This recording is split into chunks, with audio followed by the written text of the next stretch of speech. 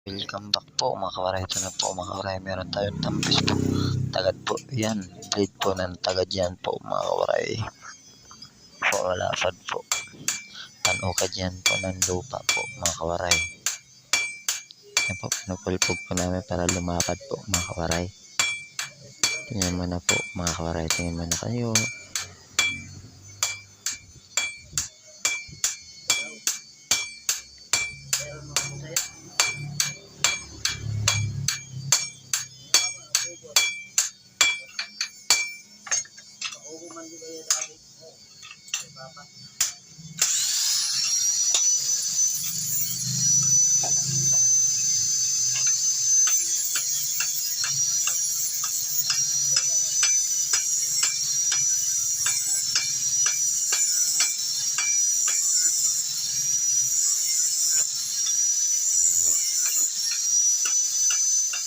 Yan po mga kawaray. Pinupulpog po natin para po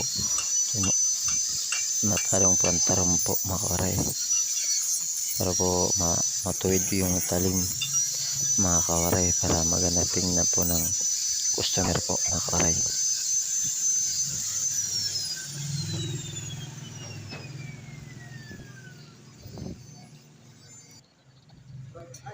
Yan po mga kawaray. May design po mga kawaray. Yan po mga kawaray.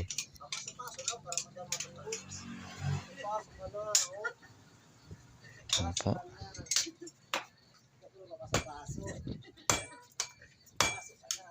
Para maganda tingnan po mga kawaray.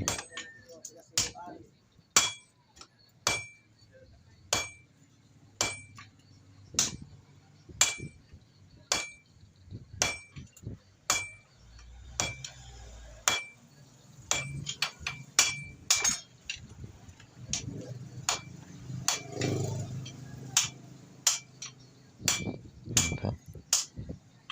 Yan tuwid ko po. Para naman ganda tingnan po.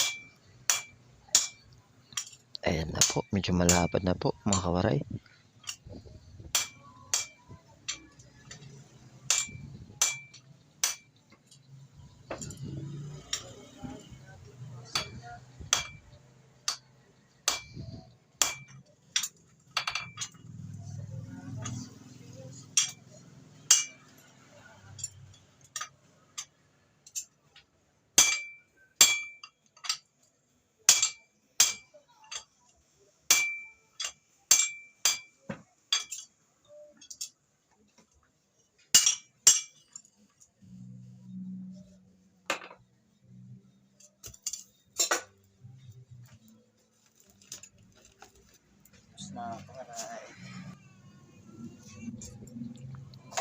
Yan po mga kawaray, mainit pa yan po.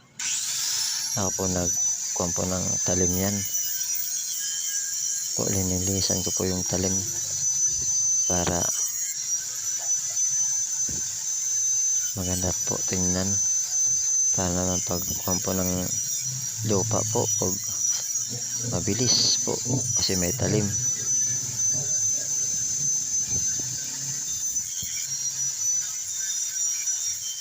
Yan po, tingnan mo na kayo dyan mga kawaray. At salamat po pala sa nag-subscribe at nag-follow po. Araw-araw po meron tayong i-upload po sa Facebook at saka sa YouTube. Sa YouTube po mga kawaray. Maraming salamat po sa inyo po na nag-like, na nag-subscribe po at nag-follow po pala mga kawaray. Thank you po mga kawaray. Tingnan muna kayo dyan po mga kawaray.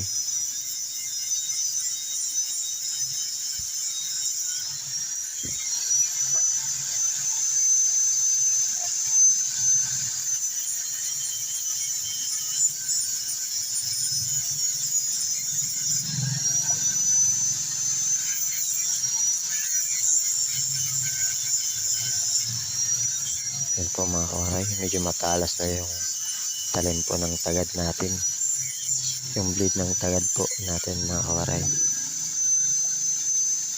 Yan po mga kawaray, kulang na lang po yung subo po, seedlot para matibay po, hindi matutupi yung talim po. yung bleed po ng tagad.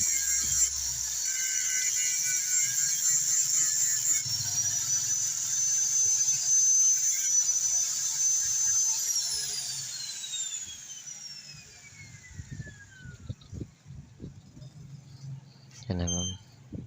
Yan na po, okay na po. Ang talim po. Ito naman po, linagyan ko po ng seedlot po mga kawaray para naman po kahit gamitin ng pansemento kaya po. Tibagin yung semento. Pambato.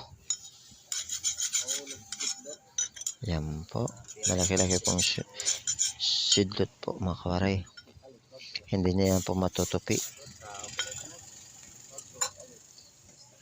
Yan po, malapad yan bleed na yan po mga kawaray. Tapos na po yan mga kawaray.